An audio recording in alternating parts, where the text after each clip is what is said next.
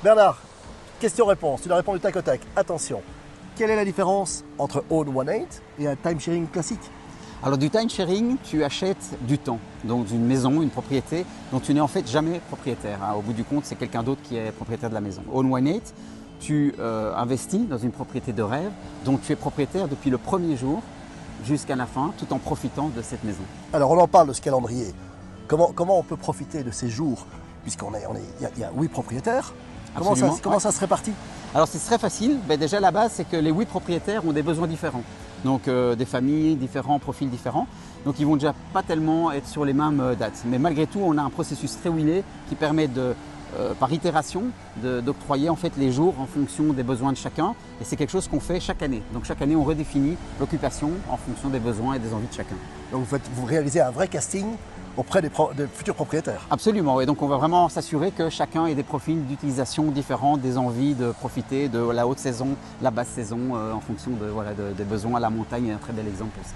Dis, comment je peux financer ce 8e de maison, ce 8e d'appartement, ce 8e de chalet?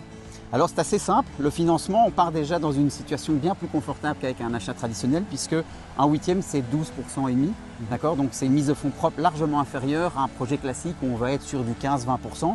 Donc ici on est vraiment assez à l'aise et les banques sont prêtes avec certaines garanties qu'on peut leur apporter à aider dans ce genre de projet également et ça on en parle avec nos clients quand le besoin se fait ressentir. Et comme c'est de la brique, c'est des murs, ça reste un très bon placement, je suppose. C'est un excellent placement parce qu'en fait, ça permet notamment de louer un bien qui vaut un multiple de l'investissement. Donc on achète une part et en fait on loue, on rentabilise un bien qui vaut 5, 6, 7 fois le bien, la valeur d'investissement.